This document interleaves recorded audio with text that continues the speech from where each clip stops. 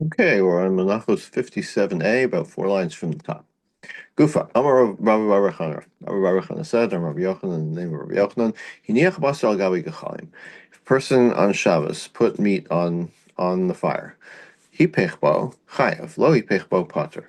If he turned it over to cook on the second side, then you're chayav for cooking, and if not, you're exempt. Hechidami, Gemara says, how? What's exactly the case?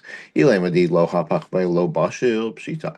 If you want to tell me that putting it on the fire on one side in a way that it will never completely cook or never cook enough without flipping it, then of course there's no malacha of cooking because you didn't do anything yet that causes it to cook until you flip it. So it's obvious. So it must be the case where even if you only cook it on one side, it will get cooked. So in that case, why would you be exempt? So the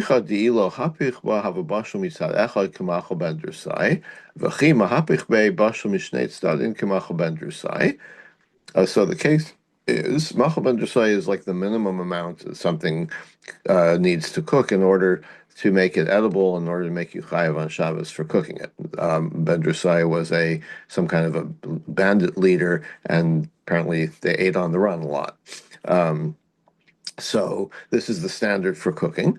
And so the case is that you put it on the fire on one side, and cook it on that one side, kamachal ben drashai, like it's understood to be either a third or a half cooked. Let's call it half cooked. V'chim hapich be bashim mishnei tzadin kamachal ben drashai, and the fire is such that if you flip it, then on the second side it will also become half cooked. V'kamash malon dechol mitzad echad kamachal ben drashai lo klumhu. And what it's telling us is that, I might think that, okay, so if you never flip it, then the first side will at least be cooked kamachal ben drasai. No, that doesn't count. Without cooking it on the second side, it's not yet edible. Amarapa, v'im nitzla bo kegrogras mitzad echad b'makom echad chayav. But if it's a case where enough of it, a fig cake size piece of it would be cooked just from putting it on the one side, then you're liable. So what are you saying? That if it's cooked in one piece of it, one part of it is cooked, then and enough of it is cooked for a shiur, then you're chayav. But what if you have like two places in which half of shiur was cooked? They should combine. But it's not hakodeach kol shu chayav. We have another Mishnah talking about drilling a hole. So if you're building something and part of the thing is drilling a hole, if you drill a hole of any size, then you're chayav. So why, if you cook something of any size, would you not be chayav? So the Gemara first analyzes the case of the drill. If you're talking about drilling a tiny hole in one place, it's not useful for anything. So it's not a malacha. So it must be we're talking about where you drill in two or three places nearby each other where they can combine into a larger hole. So that would be similar to roasting the meat in such a way that two or three pieces of it, two or three sections of it would be cooked and would combine to a minimum shear. Versus look, we're talking about a small hole in one place. The chazu lebava dachlita. Even the small hole is it's like a gate to for a key. So in other words, even a very small hole can be useful for something, and so therefore even a small hole in one spot, that Brisa was talking is what that Brisa was talking about, but it has no parallel to our case of cooking, because in cooking you have to actually cook a full shiur to be liable. Some say that Rava said even in two or three places. The drill. And then there's a support that that if you drill even a little bit, you're chayav. Hechadami, what are we talking about? If it's in one place, then what's it useful for? Must be two or three small holes that can combine. So same idea, just expressed a little differently. The pasuk says about a mincha, the minchas marcheshes.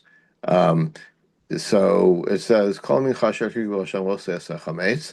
Um, if it only said that last part of the phrase, "Haisi yomer ein li b'lo taseh chametz ela kometz b'lvad," what can you not make chametz? The part that you put on the mizbeach, the kometz, right? Mincha minayin. What about the rest of it, the leftover that the kohanim get to eat? How do you know you can't make that chametz? Talmud lomar mincha. Uh, so the Torah precedes it, as I said, the pasuk is Kol hamincha asher takriv l'Hashem l'seisecha. It's the whole mincha.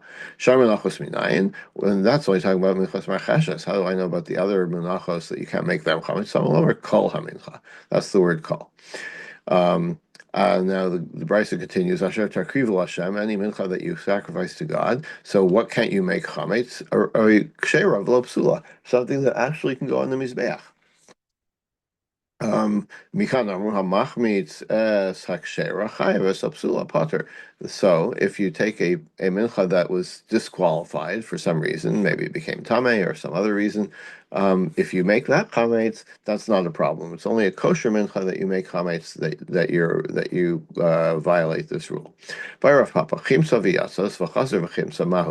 say you make something chametz, and then you take it out of the mikdash, which you're not allowed to do with a mincha. So now it's possible. So then you add more sourdough to it or whatever. You make it chametz again. You make it's already chametz, but you do the act of making it chametz again. Is that a problem?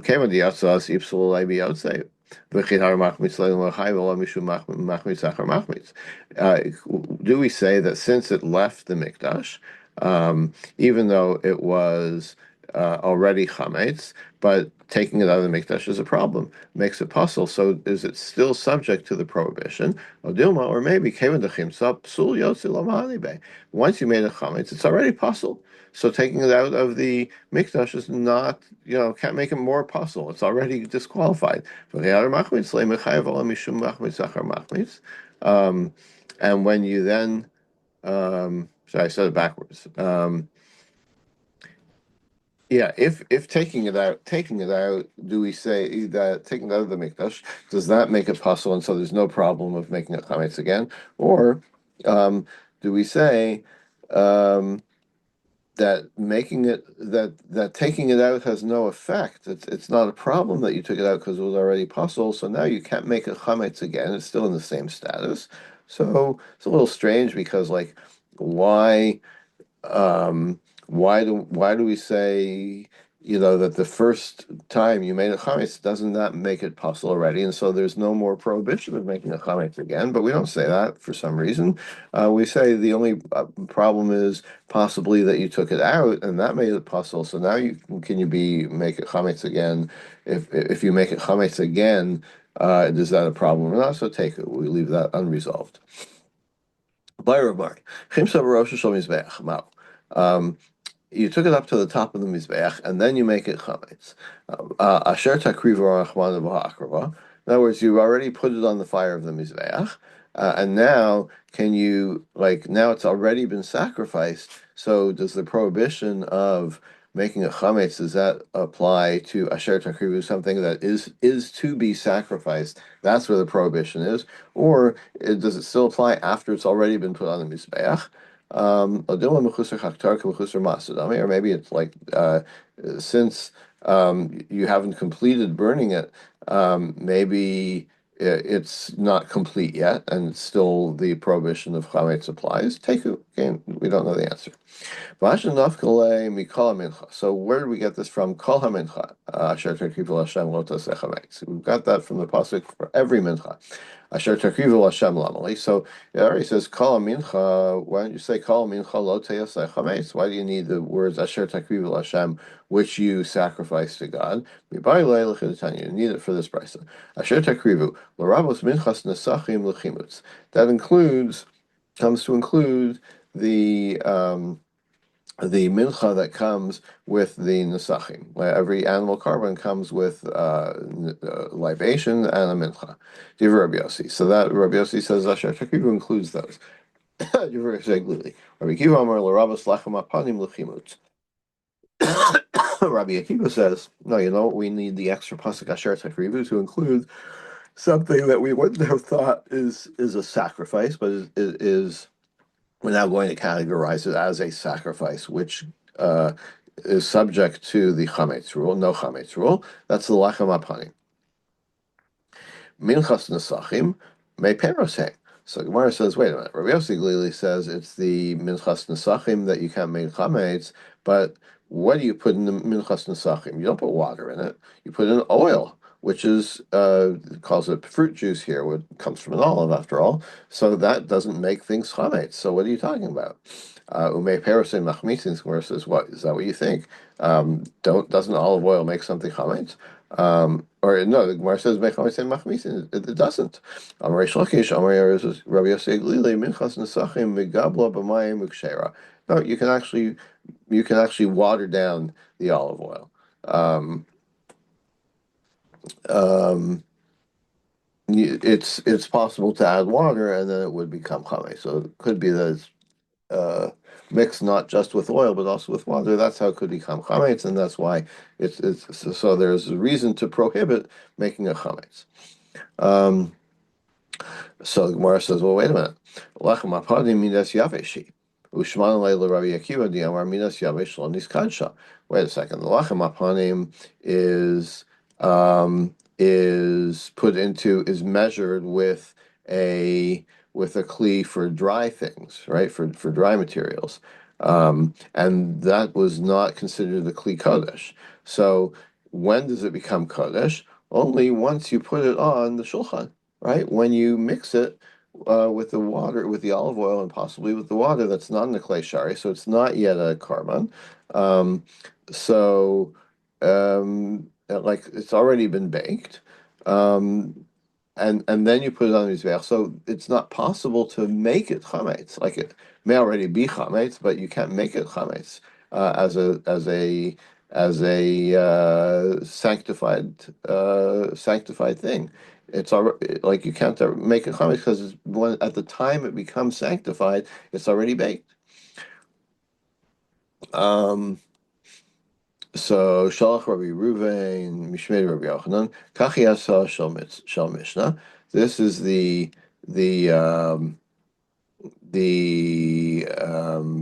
like he's rereading the Mishnah. Ve'epach. Turn it around. Asher takrivu l'Rav Tzacham Apanim l'chimutzi Rabbi Yossi Aglili. It's Rabbi Yossi Aglili who says Asher takrivu includes that lechem apanim can become chametz. Rabbi Akiva Amar l'Rav Minchas Nesachim l'chimutz. So then we don't have a contradiction in Rabbi Akiva's view because it was Rabbi Akiva who said that the bowl that you mix the minchas nesachim that you mix the lechem apanim dough in is not a kli kodesh. So now we don't have Rabbi Akiva contradicting himself. But as Rabbi Yochanan Latame, and it makes sense to ascribe this view to Rabbi Yochanan. Rabbi Yochanan, Rabbi Yossi Aglili, Rabbi Shmuel, Umanu, Rabbi Yoshia. Rabbi Yochanan is the one who also said that Rabbi Yossi Aglili is the one who said this, who had this opinion, and he was quoting he and somebody else, and they were both quoting Rabbi Yoshia. Titania, what's that brisa? Vayim shechem vayikanesh. We're talking about the miluim, and the inauguration of all the clay kodesh. They were anointed with oil and became kodesh. Rabbi Yoshi Omer, mina salach nimshach bein mibifnim bein bachutz. Those things to measure liquid ingredients were anointed both inside and outside of the vessel. But the dry measures were consecrated on the inside, but not on the outside. So we see so there was so according to Rabbi Yoshia, uh, who we identified with Rabbi Yossi Aglili, that is consistent with the idea that these kalim for dry measures were at least partially consecrated. They were consecrated on the inside, which is where you mix the dough. So then you don't have a problem of that. So there is an opportunity to make them chametz while they're still being prepared. And Rabbi Yochanan Omer, a different view was minas salach nimshechu mibifnim ve'en nimshechu mibachutz minas yavesh lo nimshechu kol ikar, that the liquid measuring cups or vessels were consecrated on the inside, but the dry ones were not consecrated at all, and that would be like the other opinion we had in the rice. Tedel chasharei ein mekadshos tichsiv mimosh v'oseichem taviu lechem tenufa shtayim shnei esranim solos tiena chametz tiafena bikurim lashem. Um, about the bikurim, it says bring the bread that you waved, two measures of flour made chametz. Bikurim for God. When are they for God? When are they sanctified? La'achar shenefu, after being baked. So that shows you that when the flour is put into the measure, it's not yet kodesh, only after it's baked. So maikamiflagi, but osam. The what's the basis, the root of their disagreement? Vayim shachem vaykadesh osam. It says that they anointed them and sanctified them. The word osam, them.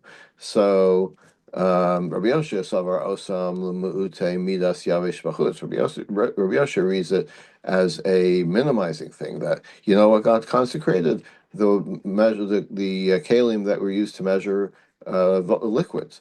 But not those that were used to measure dry ingredients. Rabbi Yonasan Savar Midas Yavish Cholhu. Rabbi Yonasan says you don't need a pasuk for that. It's altogether chol. These measuring things. So you don't even need a pasuk. What is the Torah telling you? That they were consecrated. They meaning the insides. Talking only about the liquid measuring vessels. They means their insides were sanctified, but not their outsides. So lema. So wait. So we've said that. So we had the statement that Rabbi Yossi Aglili and somebody else said the same thing, and the source would be Rabbi Yoshia. So you should have parallel statement. Lema nami Rabbi Akiva v'yechad mitalmidu Rabbi Shmuel amar davar echad umana Rabbi Yonasan. Why don't we say that Rabbi Akiva also and one of his colleagues also quoted one source, and that was Rabbi Yonasan. In other words, make a parallel statement. Mishum lo shavu b'midas lach lahadade. So the Gemara answers that Rabbi Yochanan did not use that language because Rabbi Akiva and this other Tana and Rabbi Yonasan, they agreed about the dry measures, but not about the liquid measures. Rabbi Akiva said that they were consecrated on the inside and the outside, but that's not Rabbi Yonasan. Rabbi Yonasan is not his source because Rabbi Yonasan says they were only consecrated on the inside. I'm going to have proper labai. V'ha ika bisa delachu. What about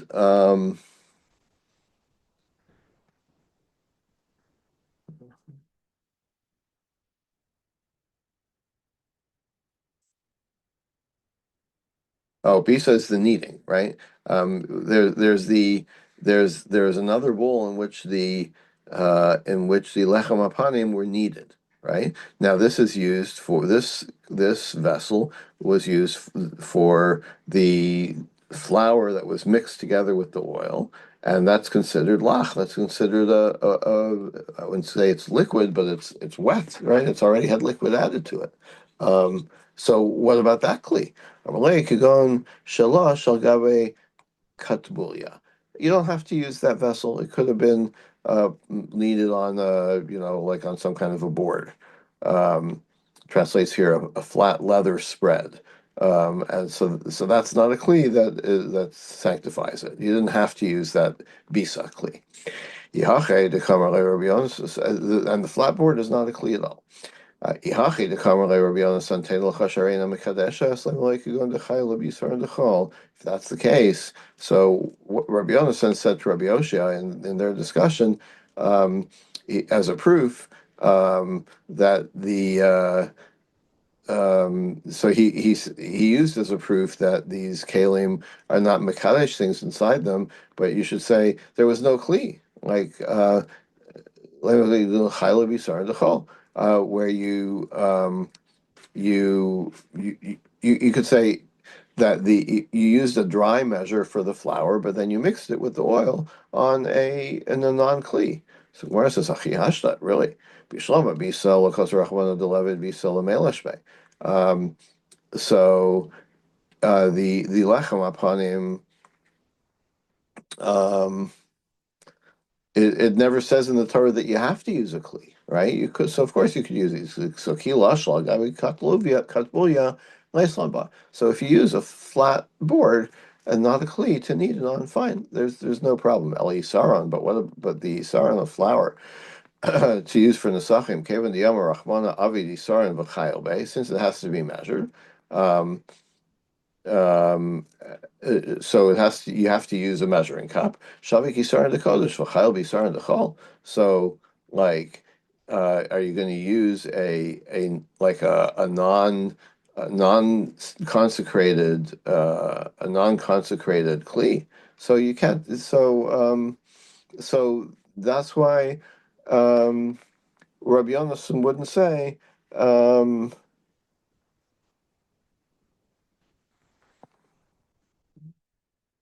Yeah, that's why Rabbi Yonasan wouldn't say, "Oh, it's a case where, like, what am I talking about? A case where you did use a vessel." But Rabbi Yonasan could say, "No, you have to use a vessel." So, what's this idea of he would disqualify using the flatboard?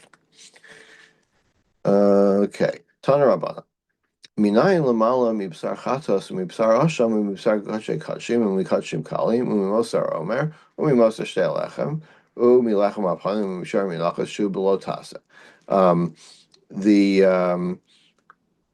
if you do um, if you do a carbon outside the mikdash, any of these things, the meat of a chatas, the meat of an asham, the meat of kachim kachim or kachim kalim, or the leftover of the omer, or the leftover of the shtei alechem, or leftover from the lechem apanim or menachos, that um, you're not allowed to burn them outside the mikdash, even though these are things that didn't go on the mizbeach, right? These are the leftovers, right? Like in the mincha, you have the kometz goes on the mizbeach, and the kohanim get to eat the rest. But how do you know that burning them outside the mikdash is prohibited? Talmud Lomar ki kol saor v'kol devash lo saktir mimenu ishal Hashem.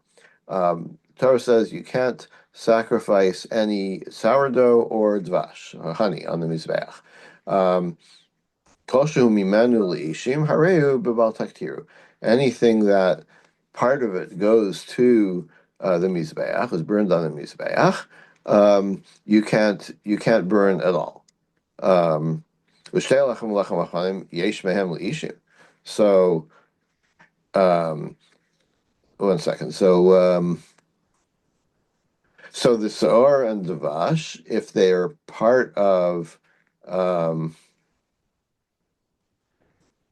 a carbon and they're part of the procedure of a carbon, and they can't go on the mizbeach, but they themselves don't go on the mizbeach. You can't offer them at all. So wait a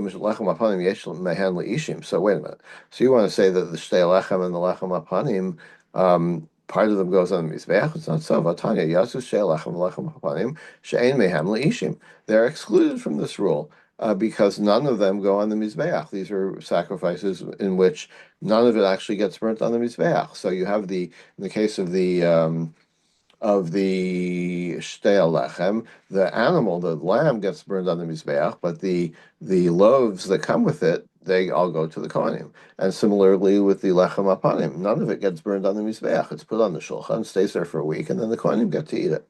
Um, so Gemara says, Amar Sheshes, Ein migufo la'ishim. Okay, so it's true that none of those things themselves, the shtei lechem or the lechem apanim, is goes on the fire. They're still included in the isur of burning them because they're not independent. They're not individual things. They're part of a larger thing. So the shtei lechem is part of the carbon where the sheep goes on the lamb goes on the mizbeach, and you can eat them only after the lamb has been offered on the mizbeach, and so they're considered a carbon, right? And what about the lechem apanim? There's the lavona that was with it does go on the mizbeach, so they're part of something that goes on the mizbeach. Um, so it's not the case that none of them goes on the mizbeach. They are part of something that goes on the mizbeach. Okay. Itmar hamala mikulam al gavi akevash. Um, what about um, if you um, if you bring any of these things onto the kavesh, the ramp that goes up to the mizbeach, but not the mizbeach itself? So Rabbi Yochanan Amar Chayav, Rabbi Elazar Amar Paser. You have a dispute whether you're liable. Rabbi Yochanan Amar Chayav D'Tanya HaMizbeach Ein Mizbeach Kavesh Minayin Tam Lomer V'Yel Mizbeach Lo Yalu Ratzon. How do I know that the kavesh is included? Um, like right after it says, it gives you the Isser of Kol Sarva Kol Dvash Lo Saktir Mimenu. It says, um, El Mizbeach Lo Yalu Ratzon. It doesn't go up to the Mizbeach. Excuse me. So going up to the Mizbeach is talking about the ramp. Of Rabbi Elazar or Potter, Rabbi Elazar says no. My Tama Diamar Cross or Dvash Karban Reishis Takrivu Asam, because the pasuk says it goes on to say Karban Reishis Tasosam. You can make them part of Bikurim. But you can't bring them onto the Mizbeach. So Osam.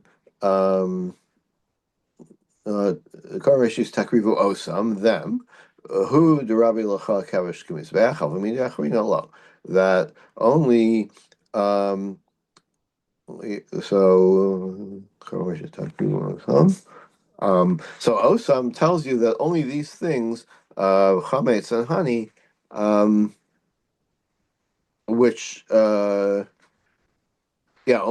bikurim, which can include chametz and honey.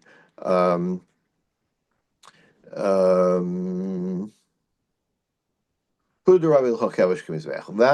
are the things that that you can't bring them onto the ramp. But other things, if you bring them onto the ramp, it's not like bringing them onto the mizbech itself. So that rule only applies um, to the bikurim.